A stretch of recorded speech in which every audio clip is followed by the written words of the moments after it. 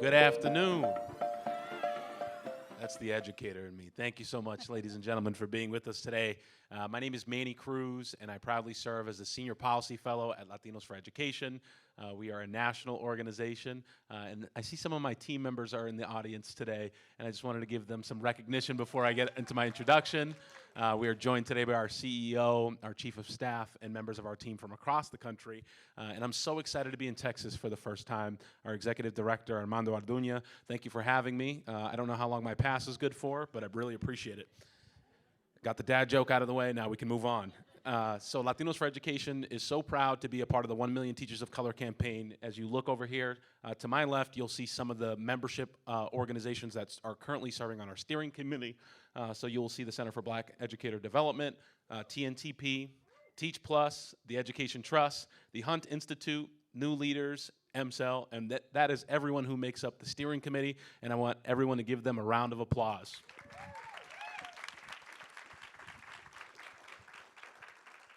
So I have the distinct pleasure of joining you all today from the Commonwealth of Massachusetts, where I have seen firsthand at our work at Latinos for Education the power of coalitions.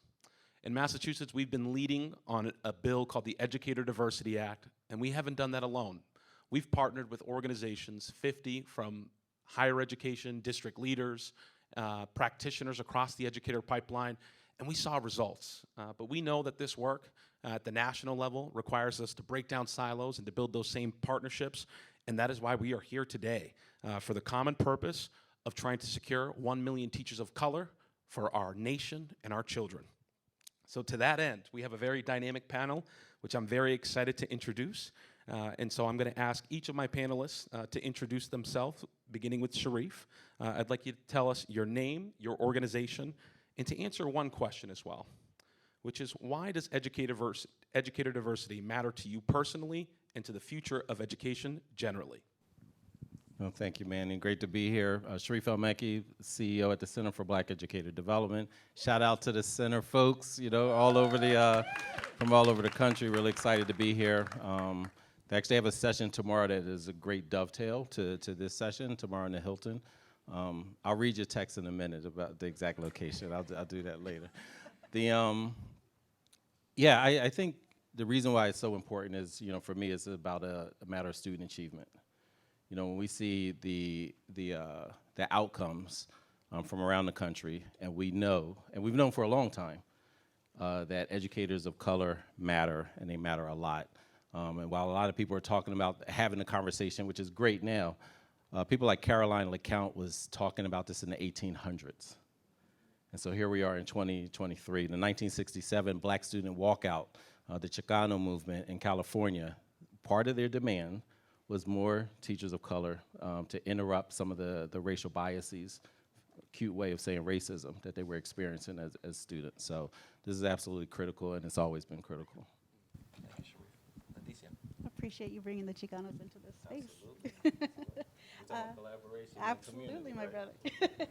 Leticia de la Vara, I serve as Chief of Staff at TNTP. Can you all hear me? No. Is this on?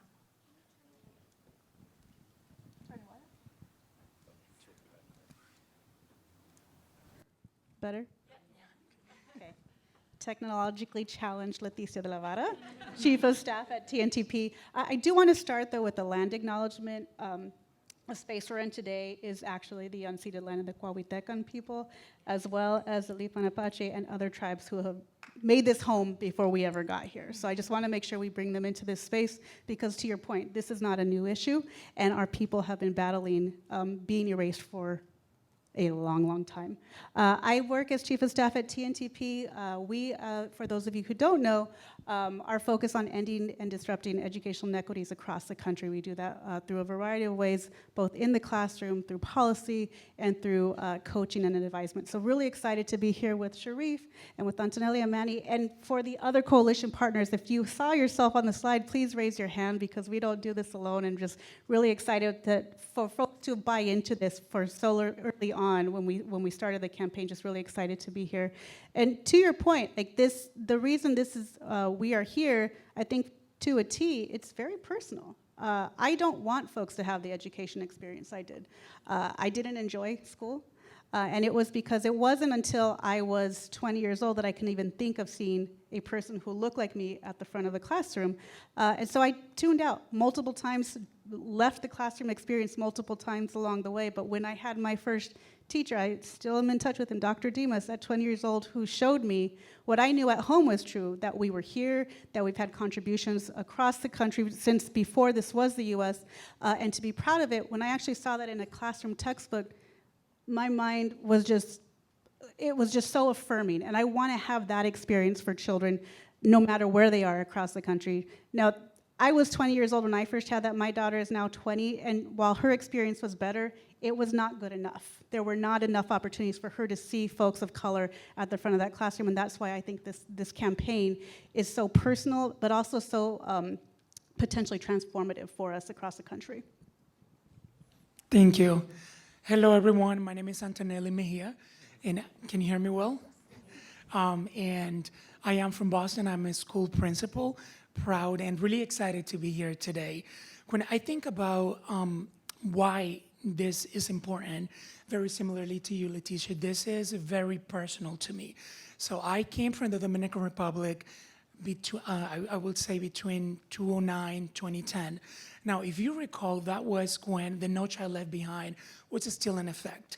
And I still remember that within weeks after being placed in an ESL program and being told that I needed to focus on learning English and my identity as an emerging learner, my identity as a bilingual was never celebrated. It really all became about needing to learn a second language if I wanted to be successful. And I remember taking the standardized test that back then, the content-specific one was translated. So I remember the science and the math, the one page was in English, that same page was translated in Spanish. And I remember very well that I did well on that assessment, but no one sort of recognized that. And it was, but I also did struggle with the English one because I didn't know how to speak the language, right?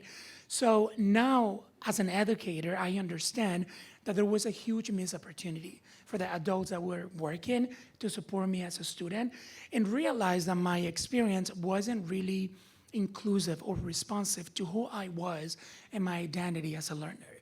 So now I can name that, and I know that there was sort of like a false narrative that was put upon me as an intellectual, and I don't think any student should go through that. So as an educator, I remain committed to make sure that we have folks who look like the students in front of them so that we can counter that narrative. So that's why I'm excited to be here to be part of this conversation today. What a dynamic panel. Amazing, all of you. And as I heard all of your introductions, I couldn't help but reflect on my own journey. 3 out of 53 of my educators were Latinas. And when I think about the experience that our students have, I was the exception, not the norm. To have someone who affirmed my culture, my language. Antonelli, you spoke so eloquently about the importance of identity formation, and it's worth noting that that's our mission at Latinos for Education, is to place and develop Latino leaders like yourself in the sector of education. So we are proud of you as an alumni, and we appreciate you being here, and this is the power of when we come together. These are the people who are in our spaces, and we're gonna tell you a little bit more about our campaign and why it matters. But I wanna start first by setting some context. As we think about the state of our public education system, we need to recognize that we have a public education system nationally in which students of color now make up 52% of all the students attending our public schools. And yet, only about 22% of our educators identify as the same. And nationally, there are over 40%, I repeat, 40% of our public schools that don't have a single educator of color. So the reality is that when we think about our Black, our Latino students, our students of color, and the challenges that they face, and what the research says, it's very clear they're gonna have a missing element to their entire educational experience. And I can't help but think about the largest 2 groups, Black and Latino educators specifically. Only 6.5% of our educators identify as Black, 9% as Latino across the country. And when we think about the awakening that we've had as a country over the last few years, and the need to reimagine education and the teaching profession itself to make it sustainable, I think that this is why this conversation is so important. And I'm going to serve as your moderator. So today, I'm going to provide us with a guided journey so that we can hear some of the subject matter expertise from our panelists. And Sharif, I actually want to start with you, because I know that you're doing some incredible work at CBED, and I'd love to hear what are some of the obstacles and the challenges that prevent our educators of color from entering in the workforce, but also from being retained as well. No, I mean, I think we heard one of them right now. Like, it's so frustrating to hear. Well, first of all, like, America is the only country in the world, probably, or one of the very few, that where being bilingual is looked at as a deficit. Just that in itself speaks to, like, why we have trouble engaging students of color, as well as, recruiting, supporting, and retaining educators of color. The fact that that's not looked at as a strength that should be celebrated, expanded on, investing in, it's erasure and lowering expectations, and also just literally saying, like, you don't really belong, and I think it's critical that we understand that being Black, brown, indigenous in America is synonymous being Black, brown, indigenous in American schools. But sometimes we have this nostalgic view of schools and we think, oh, those kind of things don't happen. No, that is what happened. Whether it was Native American boarding schools, whether it was 500 Black schools just in one particular area, the Black Belt being burnt down, whether it's disinvestment. And so, a lot of it is that, but we could start off with the student experience and replicating negative experiences. So why, as a student, why would I want to be your colleague when I get older? Why would I invest myself in that direction? I think the other really part of it is body emotion stays in motion. So right now, the teacher recruitment effort is generally a white women's jobs program. It's workforce development for white women, and until that is interrupted, that body of motion is just going to continue, because there's a certain mindset and mechanism that creates that type of space. And then the third part, which goes back to our director of PD, Taylor, texted me, thank you, I got it, where I was talking about the dovetails. The session that they're doing is Reimagining Culturally Responsive Development, tomorrow 3:30 to 5 at the Hilton Salon G. And what that, having the right mindset, right? If I'm coming in as an educator, who are my colleagues and what type of ecosystem are you inviting me into? If you're inviting, when Dr. King talked about integration and he said sometimes it feels like I'm bringing my people into a burning house, talking about integration, well, we're inviting Black, brown, indigenous teachers into burning schoolhouses. Why would they stay? That was really profound, Sharif, and you remind us that as we think about education and systems, that we also can't be ahistorical as well, and the complexities of how we got to a profession that doesn't reflect the diversity of our students. It's littered in that history, and that analogy is so powerful that as we think about where we're sending our children to, our schools are on fire, and the profession, when we think about what educators of color could be, they are the firefighters. They are on the front lines of ensuring that our children are being well served and that we have educational equity. So to that end, I'd like to move us to our next question, and this one's going to be for you, Leticia. When it comes to educator diversity, we know that it's not an isolated issue when it comes to geography. We see the lack of representation of our educators of color, not just in urban settings, but also in rural settings. Could you talk about how every community across the country is dealing with the discrepancy in representation? Yeah, definitely. And I think that's such a good call out, because we've internalized our own biases just by being a part of the country. So when we talk about Black and brown students, we immediately say the city. You go to any rural community and we are there. And it's the fact that we have always been there and we will always be there. So when we talk about bringing in more communities of color into the teaching profession, it is not just a thing for New York or a thing for LA. It is, my family is from a very small town, agricultural town in southern Arizona, and I want my kids to be able to see themselves at the front of the classroom, not just in the fields. We belong everywhere. So it's really important for us to ensure that we don't dismiss the opportunity in those rural communities, because the kids there really do want to see Black and brown teachers. The parents there really want to be a part of that learning community. And more than that, our workforce is shifting. We keep talking about this teacher shortage devoid of who we are as a country. Our country is browning, our workforce is shifting. The younger communities of which we proudly are a part of, who are entering into careers, we need to be part of these solutions. So it's really thinking about how do we think about the teaching career as a space and opportunity to change experiences for kids, and for those of us who didn't have, and I'm like, I don't want to just, it's my teaching, my education experience is my own, and some folks had fabulous educations. They had black teachers, brown teachers from the start. So if they were able to thrive, why wouldn't we want to replicate that? And if we don't, who will be there? We are the workforce, so we need to be unapologetic about saying, look, if we want to make sure our classrooms have the best, highest quality teachers, that means we have to say those teachers will be teachers of color. Otherwise, we are trying to fill an empty pot with air. Like, there is nobody there if they don't think about us. And we need to just acknowledge that and see that as not as something we have to hide behind or something we can't say proudly. Like, we're the workforce. And we are damn good at what we do. And for those of us who care about education, we have no intention of not being there. So why not bring us to the table, and why not let us be part of that solution? Well said, well said. Snaps to that. And as I think about the piece that you highlighted around the need for educator diversity, everybody benefits from having a workforce that is diverse. It is not just our students of color. You think about being able to create environments that are welcoming, that move across lines of difference and really bridge across cultures.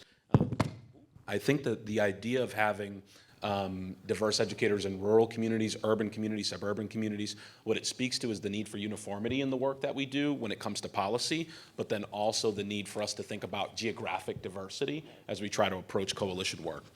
And so for this next question, this is going to be for Antonelli. Antonelli, you, as an educator and educational leader, I'd love to know how has the lack of educator diversity impacted students of color, who now make up about 50% of all students in our education system? Thank you. So I think when I think about this particular question, right, so any questions or any reflection around impact, we need to think about intention as well, right? The education field, it's full of well-intended folks that don't necessarily have the best or the positive impact that is needed for us to truly transform public education. So I think about a few things, and the first one is that, like, the data tells a story, right? So if we're saying, and I think locally in Boston and the public district, 44% of the students that we served identified as Latino, not just students of color, Latino students. Yet the leaders who identified as Latino was just an 8%. So we need to talk also about the pipeline that we're building and think about this concept of access and opportunity, because for educators of color, that does not look the same, and it doesn't mean the same thing oftentimes. And that, I think, has then a direct impact in the access and the quality of education that students have. So I think about different things. So for example, if the data tells a story, then we also have to talk about the reality of the risk and the opportunities that we have to truly transform this work. Think about the risk that oftentimes not having educators of color in front of our students have in the work that we're always trying to do around building a culture of high academic achievement and what that looks like for our students of color. And let me explain this a little bit, right? We know that there is a false narrative that is often put for students of color about learning disabilities, having to learn a language, being impoverished, living in a particular area, being exposed to violence. And while all of those things are true, we know that at the end of the day, our students are intellectuals. We know that they can engage in critical thinking. And it is truly about what conditions do we set. And I would like to say that, like, there are other aspects of the work that has been challenging and have had a negative impact, not just the lack of representation, but I think that because of the systematic issue, not having access to educators of color who really understand that being from a different country, that speaking another language is an asset and not a deficit, is truly important. So I think that when we think about the impact, we have to make sure that we have educators of color in front of our students so that we can remain committed to knowing that like the work is hard, right? That it is transformation work, that it's needed, because if we really want to challenge and counter this narrative, we have to believe, I think it is about mindset, and it is about those adaptive challenges that we have to counter to make sure that the students like me, students who come from a different country, students who have an accent, students who might not have access to the same opportunities as their white peers, have access to those opportunities as well. Well said, well said. And as I think about the intent and the impact, this really, I think, highlights for me, Antonelli, the importance of us thinking about systems, but also around policies that prevent our educator workforce from being more reflective of the communities that we're serving. And in the next part of our conversation, I really want to talk about some of the solutions that I know our experts here are able to share, but I'd like to highlight one of my own. The work that we're doing in Massachusetts at Latinos for Education with our Educator Diversity Coalition, which is a shared learning opportunity for the 1 Million Teachers of Color campaign. Over the last 2 years, we've really doubled down our investment in advocacy, and we began a statewide campaign around legislation that our coalition drafted, known as the Educator Diversity Act. And how we went about this really mattered. We took an approach of not only building a coalition that was racially and ethnically diverse, geographically, that had every practitioner captured, but when we developed the policy, we really tried to drill down into what the specifics were. So our legislation did everything from, number one, address the biggest issue that we had in the Commonwealth, which is certification being a challenge and a barrier to both educators entering the profession, but also those that needed to be retained. Studies had been out there for decades that had talked about the impact of MTEL in the Commonwealth and how it was keeping our educators of color from actually being retained in the classroom and entering the field altogether. So our legislation became explicit. We wanted to create alternative certification pathways that allowed us to see all the assets that our educators brought to the classroom. And I think that that particular provision is the leading reason why we saw so much support from stakeholders across the continuum, because it was a specific issue that we saw. But then we recognized that we had a department that was rowing in a different direction from the legislature. Our DESE, the Department of Elementary and Secondary Education, they had set a goal, 25% educator diversity by 2030, but no roadmap to get there, and no enabling legislation that would ensure that we would meet those targets. So within our bill, we interwove the need for an educator diversity data dashboard. This is something that the Ed Trust, one of our coalition members on 1 Million Teachers of Color, had identified was a shortcoming of the Commonwealth. Additionally, we said we're going to make this a uniform approach. No more of this divide between rurals and urbans and suburban districts. We know that there are some districts that were doing this work well, but explicitly in the language, every requirement that we had for diversity plans, to hire or appoint diversity officers, to change our practices in hiring so that we could eliminate bias. In our legislation, we spelled out that every community had to do this work because every student deserves to have students of color in every community deserve to have educators of color that are leading those classrooms and school districts. So when I think about the innovations and the challenges that we're experiencing, I think we can't have this conversation without thinking about the policy opportunity, and that's what brings us together as a coalition. So I'd love to know a little bit from your perspective about the collective work that we're doing to address this issue. And so I'm going to pose a question first to Leticia, which is, when it comes to the innovation work that is happening within the field to address the lack of diversity, what are some of the key initiatives that come to mind? Yeah, thank you for that. And to your point, Manny, there's just so many different areas that we could do, and that's why the coalition exists, because we know it is not just there's one thing, and that's going to be the silver bullet. It's legislation, it's advocacy, it's community-based organizations, it's directly in the schools and classrooms. And for TNTP, that's how we're looking at the work too. So we are part of this coalition, but it impacts all of our other work. So we have, some of you may know, we've had the Teaching Fellows program that we do in cities across the country, and that's really looking at, like, we've been intentional over the last few years of really making sure that that pool is diverse, so that we are getting folks who through the traditional means would not be able to do it. They can't afford the the pay cut that goes with going through teaching certification programs, or they aren't able to meet the qualifications. So we're providing new ways to get in through there.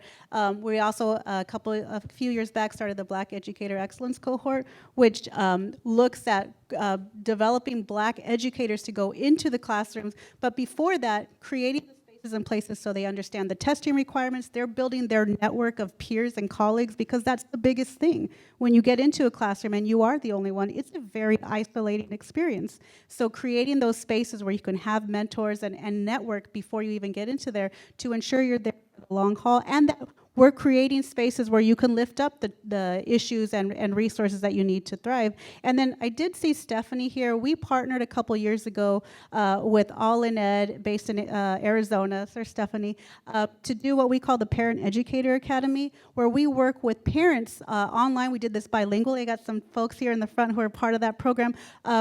To let parents know how they can be active stewards.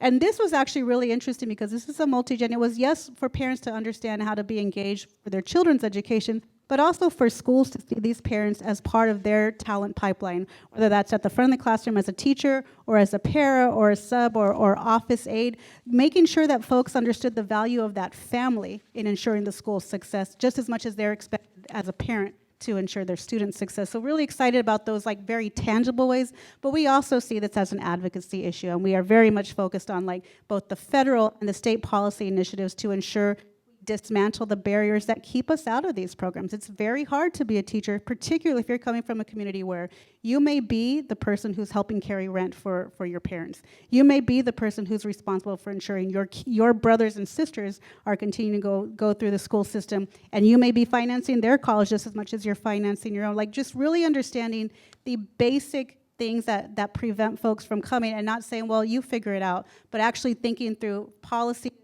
and programmatic efforts to dismantle those barriers and make sure we have more of us at the front of that classroom. Well said. And as I think about those opportunities to really hone in on pipelines, systems, practice changes, it sounds like, Leticia, from your perspective, those things can all row at the same time. It's not something that we have to start one section by section. We can do the work concurrently. I think more than anything, it's what are you going to prioritize? Because if you really believe in it as an administrator, as a superintendent, your teachers know that. And if you're just doing this to like fill a quota, or a particular parent group showed up at a school board meeting and said you should think about this, and you're not really that invested, your teachers know that. I mean, there's a new McKinsey report out that says what keeps teachers here is not just pay, but feeling that they can grow and thrive in the school communities that they're a part of. So we really have to invest in that. We can't just set up a table and say we're going to recruit Black and brown teachers and then be surprised when they walk away because once they got hired, there was no support there for them. So it's a continuum. It's from the time that child enters the classroom to the time that teacher retires from teaching. Like, what are we doing across that full spectrum to ensure it's a community that we're building, not just a quota that we're filling? So that would be a mic drop. And I wouldn't recommend doing it because these are expensive. But well said, yes, double clicking on that. So let's talk a little bit about pipeline. And Sharif, this question is going to go to you. I'd love to know, and I think the audience would love to hear, a little bit about how CBED is actually building a pipeline of both traditional and non-traditional nature for students to become educators. And could you tell us a little bit about those pipelines? And then also, what are some of the programs that you've seen in the field that have had the most success in terms of getting folks into the educator pipeline? Yeah, thank you. You know, a big part of our work at the Center for Black Educator Development is rebuilding, and I think it's important, you know, again, when you talk about a historical, you know, connecting, rebuilding, because there was a pipeline that was systematically undermined. And so if we're rebuilding this Black teacher pipeline, but how do we do it where it's sustainable, effective, and not only predictable, but protected? You know, when I think about my own story, I came in through a program, they were recruiting Black men, and the goal was to get 500 Black men.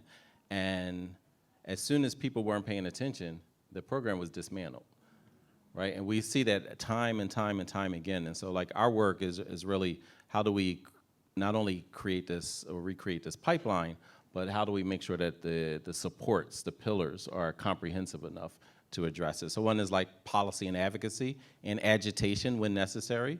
You know, we're super, you know, just proud and excited to be part of this coalition. the 1 Million Teachers of Color campaign, because it is indeed very similar experiences in various communities, right? And I'm so glad you also talked about like rural areas. You know, half of black students aren't even in inner cities, but that's how, you know, automatically people think, oh, New York, Philly, LA, right? Like, but no, they're in rural and suburban areas. And what are those experiences as well, right? And so we have to recognize that. And so a big part of our work is not only the policy aspect, but then also professional learning. You know, I mentioned our professional learning team, and you know, most of the department is here. And what they're thinking about is not just, okay, we're recruiting, but what's the ecosystem, again, that they're coming into? And then what's the retention? A lot of the districts will reach out to us and say, hey, can you help us recruit black teachers?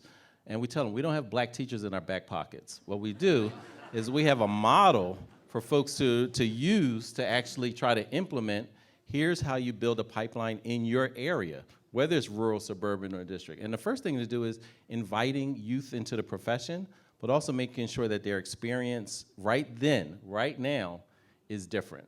So our good friend Dr. Chris Emden talks about recruiting black and brown indigenous students into the profession is like recruiting someone to return to the scene of a crime committed against themselves. And so if that's the work, then that means you have to change the ecosystem that they're experiencing as a student, and then share with them what's different. And that's how our pathways do. Our pathways invites them into seeing what teaching should be.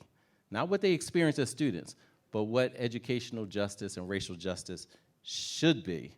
And that's how we're recruiting them. Because when they see, the same thing that attracted me to the profession, when I can see that teaching black and brown and indigenous children well is the purest form of activism, then that's going to attract me, because we know our youth. They're interested in justice. They're interested in fairness. They're interested in fighting against racism. And this is across all, white students too. Many of them, they are interested in that.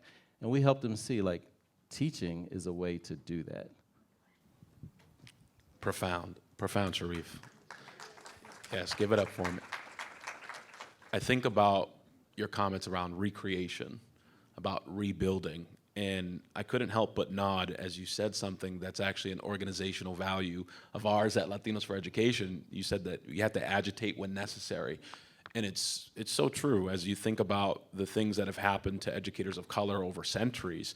The only way that we're going to get that sustainability, that consistency, is we have to stay on it, because some of the times what we get from education decision makers is that they do want it to go away after a period of time. They think that there's a shelf life to being an educator of color or the flavor of the month, and everybody knows with education reform, at times that's what it feels like, is this initiative fatigue. They wear you out, and then 10 years later, you're doing the same things over again. So to your point there, Sharif, I think that that is the commitment that we have as a campaign and as a coalition, is to ensure that when we recreate, that we will rebuild, but we'll do it in a way where we remain vigilant as well. So to that end, I'd love to move to a question for Antonelli, because you're currently in the field as an educational leader of color. And so I'd love to know from your own experience, what types of support or innovative work is happening to support teachers of color in the classroom, and also to provide them to grow into leadership roles like yourself? So I participated in the Latinos for Education Fellowship, aspiring Latino leader, and it was the very first experience of being in community and being surrounded by other Latinos of color in Massachusetts who were in different aspects of the field.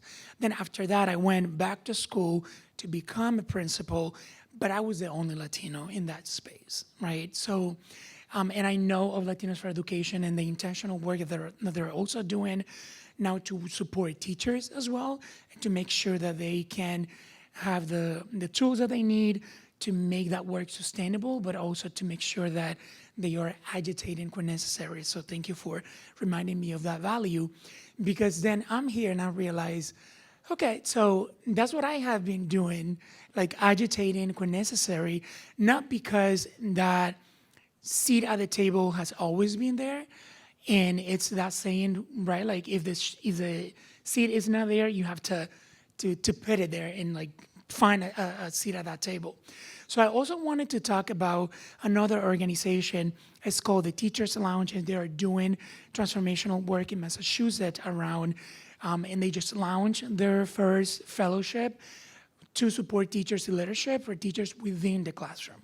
When we think about leadership, it's not just leaving the classroom, especially around the work of recruiting, but retaining educators of color to make sure that they stay in the profession. And what the Teachers Lounge is doing is to really, through that fellowship, is to support teachers stay in the profession while also finding their identities to how do you advocate for yourself, how do you advocate for what your students need. And I think that that is part of the work that is needed as well. And then finally, I have the privilege of serving for the Teachers and Principal Cabinet at DESE, the Department of Elementary and Secondary Educator, to really do a lot of the work around. It's almost like the other side of the policy that you were describing earlier around how do we look at the root and how do we look at the rubrics, how do we look at how we are supervising and how we are holding teachers accountable.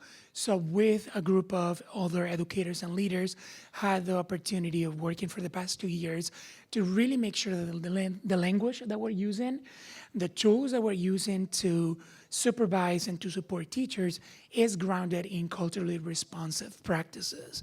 Because again, right, like when it all started and when we were watching some of the videos that the state was using to train educators, they were also not the most culturally responsive.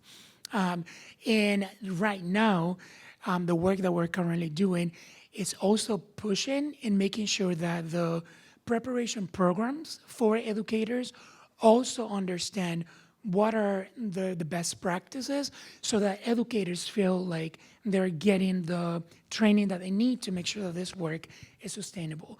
We know that teachers want to do it. We know that it is about sustainability, and it is also about making sure that we feel that we have a sense of efficacy, like we can do this, right? Because it is really hard, right? So I think that making sure that we continue to agitate when necessary, and also making sure that we are allocating those resources of time, training for our educators of color, it is really important. Antonelli, I am so proud that you are part of L4E's Alumni Network. I think you hit all of the points that speak to the need for us to have more opportunities for our educators to engage in innovation. And Antonelli, I think I picked up on something that was really important. You're being invited to tables, but then at some point you have to bring your own chair. So this is making that table, and this is the invitation to sit up here with us and do the work. And that's what I think I heard you say, is that sometimes we have to do that work in order for state decision makers to recognize that there are people that have perspectives, that have seen the lived experience, and that can give them the feedback. They don't have to do this alone. So for any decision makers that may be in the room, if you're wondering whether or not your programs are culturally responsive, you've got educational leaders of color who should be sitting at your advisory boards, helping you decide the programs, co-creating it so that it can better serve and give you the outcomes that you're seeking. And I think that, if I'm not mistaken, Sharif, I had heard you say to me that you wanted to build a little bit upon the point that Antonelli was making about these programs. Yeah, I just wanted to, re-emphasize, what he said. He said something really important around, educator prep programs. And I think a big part of it is people's mindset and understanding of history is part of what circumvents, progress. There's so many people, if just 80% of our public school teachers are white, most of them are white women. It's not just who's leading the classroom, but it's also the coaches, who's choosing curricula, who's writing policies, who's on the school boards. All of this is like in the 80 and 90% white category. And sometimes it's forgotten, particularly if you're in a little sector and you got your friends and your Twitter circle, right? You forget the actual structure is what reinforces a lot of these things. But it's not just them. It's not just those educators. It's who prepared them to lead a classroom or school, right? And if people who are preparing them have this misunderstanding that the only people who thought deeply about education is Horace Mann, John Dewey, B.F. Skinner, Piaget, Freud, if that's how, and then listen, there are some HBCUs who teach this, right? So when you're talking about like internalization, you have HBCUs and MSIs and Hispanic and indigenous serving educator prep programs teaching white supremacy in the pedagogical frameworks, right? And if we're talking about like white educational theorists and white behavior theorists, and you have no concept of how did those people in their communities, what was their relationship with teaching and learning, scholars and scholarship, education and self-determination. If they're wholly ignorant of this whole massive body of work, then how can they prepare the next generation? And how can they positively impact the students of color who are sitting there? And that is not just them who need it. That white child sitting next to them needs it just as badly. Well said, well said. And Leticia, I keep looking to you because I want you to build on this point a little bit as well, but I'd also love to hear from your perspective. I think Antonelli hit on some localized, contextualized pieces around what supports we can be providing to educators. So I'd love to hear from TNTP's perspective as well about some of those supports that we could be providing. Yeah, I mean, I think generally there's a lot of different supports. First, it is to dismantle the systems that we assume. We all say in these rooms, we know they weren't designed for us, but then we go back into those same systems. One, by design, we have to, right? But we forget that, well, that means we need to reevaluate the system, whether we're doing that at the federal policy level and saying, hey, you keep saying you want us in these classrooms, and then you put 27 different barriers to us. We cannot enter these classrooms if we can't afford college. The rate of college, the cost of college has gone up as much as we've diversified the college student population. That's not by accident. Let's just be honest about that. And so we put that barrier up. Then we put, let's go into the teaching profession. It's going to cost you this much. And by the way, you can't work another job because you're going to have to do these internships and externships. So figure that out. Well, again, there's another mountain that I'm not going to be able to climb because I need to put food on my table for either my kids or whoever else is in my family that I'm supporting. Let's just acknowledge what that is and think through how do we change that at a state, at a school district, at a federal policy level so we can acknowledge the barriers. We can say, look, we are a different country now. It's okay. There's nothing wrong with who we are as a country right now, even though we are predominantly communities of color. I think for a long time we've said we need to make sure these communities of color fit into our old system. That never worked. It didn't work in 1950. It didn't work in the 60s or the 70s. We need to just say, let's talk about what new systems need to be created. And once we design them, we stay with it too. So it is a lot of unlearning for those of us who have had the luxury of going into universities and going into the ed field. We still need to unlearn every day because we were taught by those systems. So we have to acknowledge the policies we need to build out so we can get in the door, and then the policies that may push us out the door once we walk in. So how are we evaluating and supporting teachers? How are we making sure they're seeing this as a career, not a 2-year stint before they go on to something else? And if that is the reason, if they're going on because they need to make more money, how are we looking at that? How are we funding school systems so they are able to adequately address the needs of both the student and the teacher who's at the front of that classroom? And that's a variety of ways that we can do it, whether that's the coaching and the mentorship, which I think is so important for teachers of color to see themselves peer-to-peer because it can be a very isolating experience. Being a principal of color is a very isolating experience. So figuring out how we build those systems at the community level and realizing that we have a lot more power than we're giving credit for. And when we come into a classroom, no one has ever become a teacher because it was like, you're not a rock star. You're not gonna be able, unfortunately, you're not gonna be able to buy a house on that. Like, we need to address all these different factors that don't allow us to be in the spaces where we're needed most. We're needed most where our kids are. And we're creating spaces to do that through policy and through direct mentorship programs and then curriculum design. And it's gonna be all of those things. There's no one solution that's gonna fit even one classroom. So it's really attacking on all sides and being comfortable saying that. Well said. And as I think about the supports that you've mentioned here between coaching, thinking about cohorts, mentoring, I think it's just critically important for us to also think about the ways in which we can flatten the opportunities for people to be able to connect. So I'm talking about how do we build networks that ensure that even if there's not a same race teacher within my building, maybe within the district, we're thinking about ways to really allocate those resources in a way that allows for people to build those connections with a little bit greater speed and access. And then I think the piece that I'm interested in hearing, I want to look to the future of what the conversation is, but I think in order to understand our future, we have to understand our own individual paths. So I would love to hear from each of you. If you could just elaborate on what was your pathway into this profession of education, and could you share some of the obstacles that you experienced along the way, and then how we might dismantle some of those to make that path easier for educators to follow? And I want to start with Antonelli. The pathway. So my pathway was very non-traditional. When I went to college, I went to for psychology because I wanted to work with people, but didn't necessarily know that it was in education. And I remember going to Boston College. I was able to participate in a service and immersion trip to the Dominican Republic, where I became very, very frustrated with how the education system was back home, where I was sort of educated. And then, like throughout, went back to school, did a prep program, went back again, and I taught for a few years. Then I left the classroom to become a counselor. So I actually went back to school, was a high school counselor for a few years, and then went back to school again to become a principal.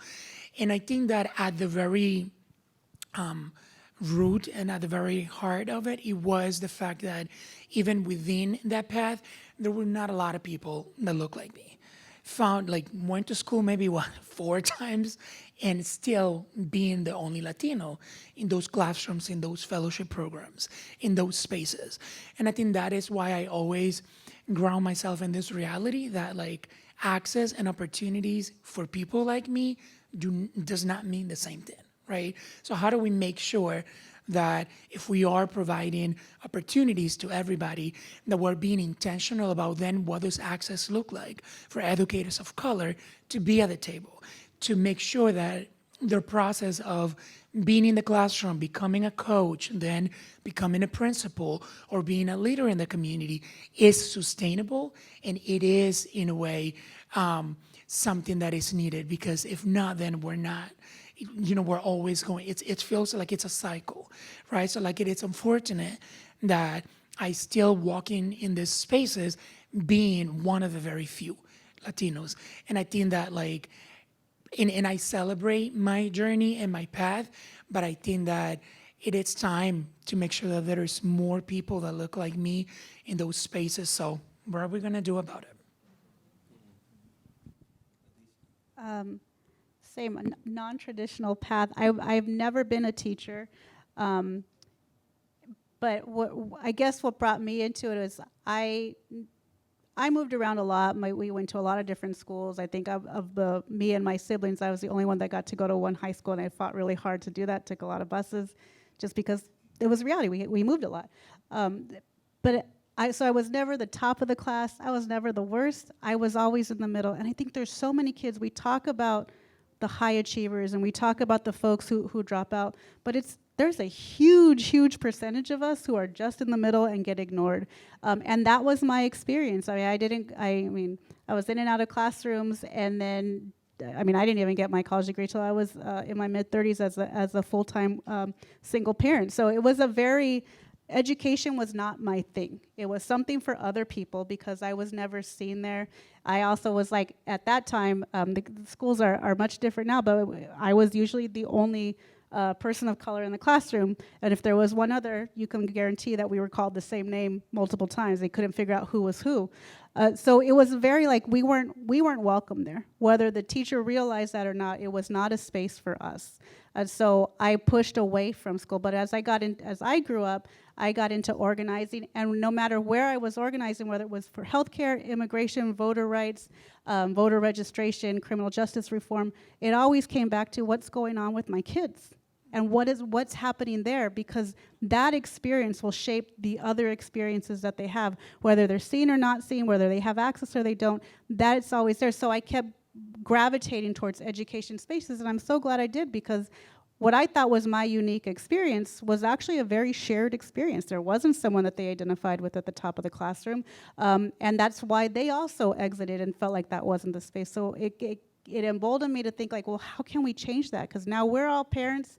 Why do we want to have that same experience? So I was really happy as my nieces and nephews and my own daughter have graduated from high school, like how different that graduating class looks. But if their experience is the same as mine, it doesn't matter quantity. It matters what they're taking in as they go through those classroom experiences. So I want to make sure we're not just creating spaces where we have more Black and brown students graduating, great. But if they're graduating and they don't have a connection to themselves, then we failed them again. And we need to make sure we're thinking about how those students will not have an experience where they feel slighted, where they feel ignored. And we can do that. And there's more than enough educators out there. I think it's really hard in this country to miss a Black or brown teacher. It's what are we doing to make sure that they don't feel welcome. So the more we dismantle the opportunities that bring them into the classroom, the better we'll be, because our kids will benefit. Our kids want to make sure that they feel valued. They want to make sure that someone sees the promise in them. And whatever they take out of that classroom experience after they graduate is up to them, but they have to have a teacher from 0 through 18 who says, I see you and I believe in you. We're going to make this happen. I mean, and I shared a little earlier about, coming in through this alt-cert program, but, a big part of that, it was a Black man, Dr. Martin Ryder, who invited me into the profession. And when I started supporting other Black men, what we recognized, and it was at one point it was 17 of us, and we were all, finding success in our fields, leading classrooms, leading schools, and we recognized not a single one of us, 17 Black men from all over the country, but we were all working in Philadelphia. Not a single one of us had been invited into the profession until after we had graduated college. And so when I think about that, we started talking and we just was really curious. And so we asked our colleagues. Most of them were white women. And the average response was third grade was when someone tapped them on the shoulder and invited them into the profession. So third grade for one group, post-bac for another group. And so when when I think about that, and that was like my own experience, but then something we talked about, like the same things continuously repeating in policies. So you all with E4E just put out the LIFO report. I got cut after a very successful two years. I was cut from my school because last in, first out. And again, a policy that as you're recruiting more, and everyone's talking about this financial cliff and declining enrollment, so all the talk and conversations and coalitions around recruitment, if we're not thinking down the road and remembering historically what has happened to undermine the efforts, we're going to be right up against the same thing and like, hey, and they're going to get a slip and saying, here was your date, you're low on the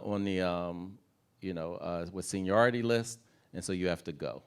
And so that piece is important. And I'm so fortunate that I had a principal who was an agitator. He's from Italy. Well, he would always say he's from southern Italy. So he's from southern Italy, and he was an agitator. And I remember him going downtown and raising up a storm. And one, he used his white privilege to make sure that he was able to get me back. And there are others. When I became a principal, the first thing I was told by my peers, my colleagues, well, they were elders, but they were other principals, they said, keep your head down, young man, and don't make noise. Because they saw me as a teacher and teacher leader, they're like, hey, now that you're a principal, they will chop your head off. And I was like, oh, I'm gonna be in trouble, because that's not how I was, that's not my orientation. But he was able to do that and use that. And when I think about my experience as a first-year Black teacher, that did not come from, I was on my way to law school, and when they recruited me to become a teacher. And I think about like how he designed my experience. I wasn't one of 30 new people in this building. There were 60 teachers, 2 were new. Me and another English teacher, 2. I was surrounded by all these amazing educators, most of them Black women. My instructional coach was a Black woman. She was Pennsylvania Teacher of the Year before. And my in-school mentor was a Black woman, Miss Corbett, who called me the other day and said she's about to retire. And she says she feels good because of the center. She's like, I can step back now and y'all can continue to work, right? But like that was my experience, right? And so if we think about how do we create those type of experiences. You know, again, thinking forward, not just the recruitment, but what will make them come in the front door and not run out the back door. Well said. Each of your journeys, I think, really resonate with me. And I do want to look to the future, and we're going to do this pretty quickly. 20 seconds or less, because I want to turn it over to our audience that's been waiting patiently to ask some questions of you. If we were to convene 5, 10 years from now, how different would our education system look when it comes to both the diversity of our educators, but also the experience that our students of color are having in our public schools? And we'll start with you, Sharif. 20 seconds or less. If we're doing it well, it'll look radically different, and experiences will be radically different. And the relationships of teaching and learning, and that will be centered, you know, and we'll focus on mindset, skill, and will. If we don't focus on the mindset, skill, and will, we're going to be on this panel again saying the same thing. And just to put it into universe, 5 or 10 years, student debt will be erased. So let's just say that out loud and manifest it, right? But more than that, like, we will have more teachers of color and have the data behind how effective that has been. That students are thriving, there are more students in gifted programs, there are more students graduating and going on to whether that's career, technical trade, whatever it is, but they're prepared. They are not doing it as a default. They're going into spaces that they want, and they're doing it by choice. And that we have just our school systems reflect the communities of which this country is. That's what it will be. I would say that in 5 years, there will be a lot of more educators of color, but that in every single school you walk into, that you can hear, you can feel, you can see, you can smell a culture of high academic achievement for every single one of the students in there. And that is being led by educators of color, because the work, it's really for us, by us, not to us. So I hope that the current narrative that exists, we're able to continue challenging that. And I'll answer this question too. 5 years from now, we'll be halfway towards our goal of securing 1 million teachers of color. 10 years from now, we'll have secured 1.5 million teachers of color, because with your help, exactly, we're going to exceed the goal, because that is what we do in advocacy. And I wouldn't be standing here, just like the rest of my friends on this panel, if it weren't for the people that brought me into this space. And I didn't get to become an educator. I decided to go into the policy space because we need representation there. But we need a coalition. You can't do this work alone. And so to that end, I am going to thank our panel. I do want to open up for questions, but I have one action that I need everybody to take right now, which is to take out your smartphones. You can use your phones. Not going to confiscate them. If you haven't already, you may have noticed there is a QR code right here on the screen. This will allow you to join our campaign, to get updates, to be able to be tapped into for opportunities to advocate for national or state tables that we are putting together through the 1 Million Teachers of Color campaign. So we do ask you that you take that action today, because with all of you, if we build a campaign that is reflective of our collective interests, which is to see 1 million teachers of color, 30,000 educational leaders of color in our country, we will get there together. So to that end, now that we've done that one, I've got one more thing for you. You've all won a door prize just by walking through here today. So you'll look on your seats and you will see that you have a special invitation to join us at a reception that we're having tomorrow, where you can spend a little bit more intimate time with our organizations and our coalition to learn more about the campaign and how you can get involved. So again, you can keep your smartphone out and take a photo of it, or you can check out your seat and you have your invitation there. So with that, I want to thank the panel, but I want to open it up to questions. So we have a microphone that's placed here at the center. I would love to see a line form if you'd like to ask a question. So why don't you make your way up to the microphone? And if you could introduce yourself before you ask your question, we'd greatly appreciate that.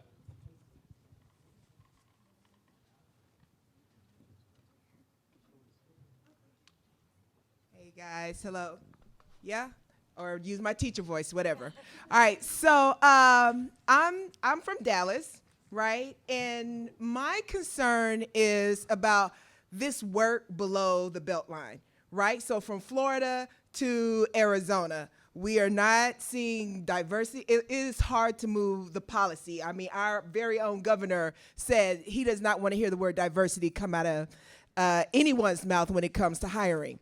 So how do we move this work that's north and west and east? How do we move it to where a majority of us live? How do we do that? Which of our panelists would like to answer that question? I mean, I'll just say it. I think that, thank you for the question and for sharing that. I think that I would encourage us to continue doing that work and finding the power in community. I think a lot of the work that's happening in Massachusetts is being led by its own community and really trying to identify who are those stakeholders that sit in those spaces that could then push back and could really continue to agitate. Because I think that, as I mentioned earlier, I think that the work should be with us, right? Like, it's not like diversity doesn't happen to us, that we are in the work.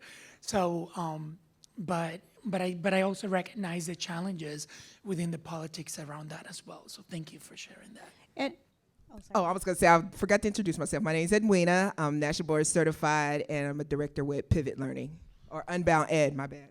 Thank you, Adriana. I think the other thing, and the real impetus for why we even have the coalition is because we have been programmed to think we do this alone, right? We do this in our city or in our state, and that's not working. So how do we both combine forces, but also look at what's worked in other areas? So rural is in every state, right?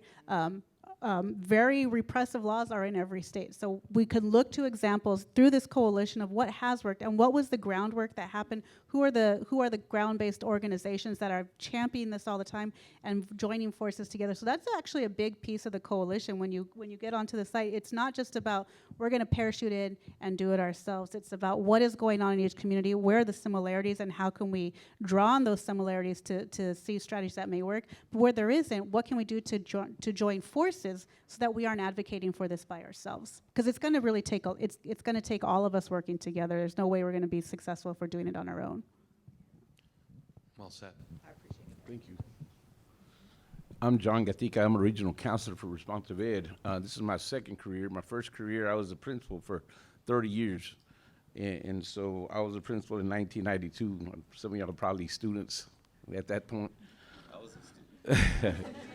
So my question or comment is this. So in 1970, when I was coming through high school, when I walked into the counselor's office, she says, Gatica, and she saw my brown skin, and she says, you go to building trades. And my carnal, who was here, was Gonzalez, so he went to auto body. And so how are we gonna get to education when now we have what they call pathways, which is no different than what they were doing back in the day when I was going to school? I just came out of a session, talked about pathways. There was no people of color, no Latinos on the panel, and I called them out about it. I'm sorry, but I just had to. And so when they're promoting pathways and they're promoting, technical, and I'm not against it, but how are we going to get into education when to be in education, you got to have a bachelor's degree, and yet the counseling system today is pushing students through those pathways because, it's only 9 months, it's only 18 weeks, it's only this, and you can go and have a middle-class income. I said, so we're only good enough to have a middle-class income? Why don't we push those students into entrepreneurship so that they can hire people to work for them instead of being the ones that work for people, you know what I'm saying? So anyway, so I had an issue with them, but then I come here, there's only a handful of Anglos in this room. There should be a whole room full of them so that they can hear what you're saying so that we're not pushing students away from the profession that we're in. So thank you for that. And I'm going to actually provide a response to this because I think that this is an important question. In the policy world, we don't leave anything to chance.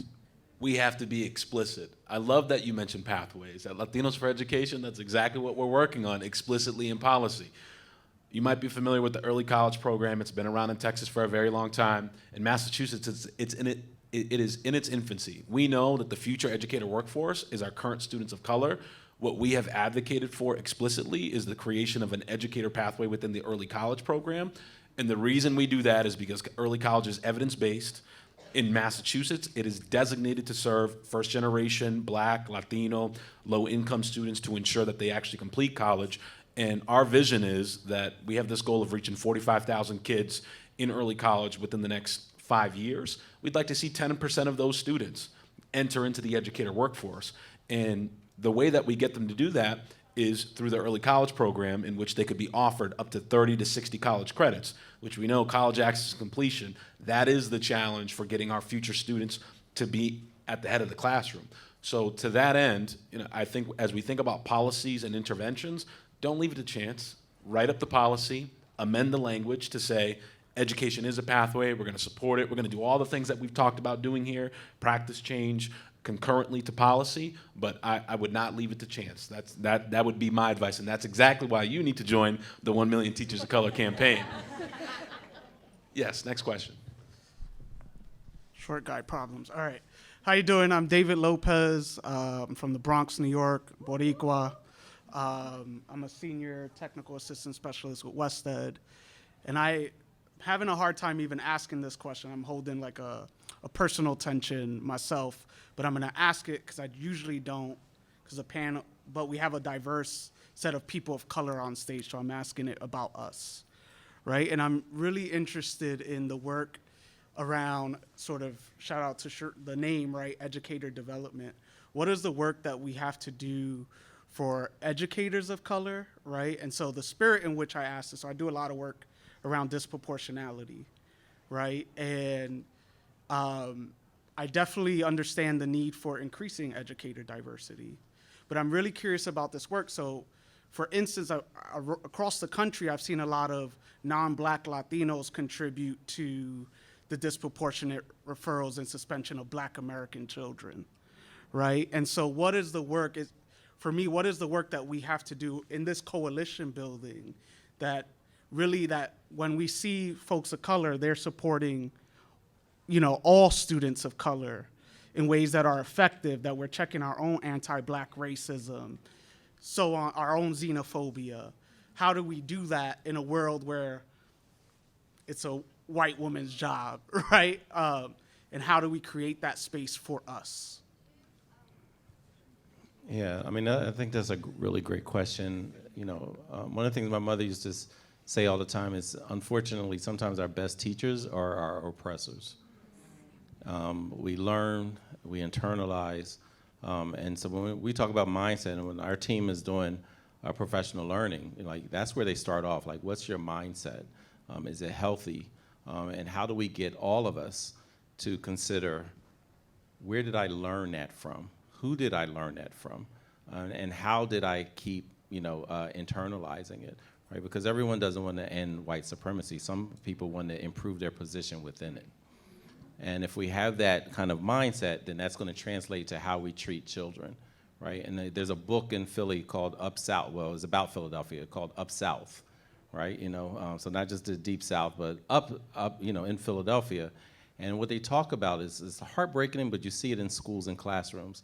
They talked about the Great Migration and how they were unwelcomed, how these Black folks were unwelcomed by Black people who were already there, right? And because they became the gatekeepers. So just being super careful, and again, the mindset of what we're doing, how we're internalizing, and as Dr. Beverly Tatum talks about, how do we clean the filter of the invisible smog that we've ingested?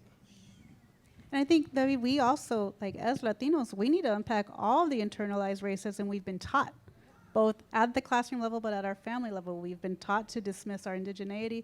We've been taught to dismiss our Black brothers and sisters who are Latino as well, and then get into the Black American experience as well. So there's a lot that we need to unpack. Part of where we're going to do that, though, is not going to be at the classroom. There's a lot of coalitions building up to think through and talk through how do we do that together, because this isn't by accident, this is by design, and we're only going to start pushing back on it if we are intentionally designing ways to unpack that as well.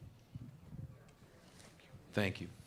And I do want to note that regrettably, we are at a time which means that at this time I want to ask everybody to again join us at our reception, because I see that there are burning questions. We're not going anywhere. And so what I would love to do is if everyone could join me in thanking our incredible panel for their efforts today. They deserve it. And then I think the last thing that we will do is that we will ask everyone to again join us at the reception, join the 1 Million Teachers of Color campaign. We can't do this work without you. Thank you.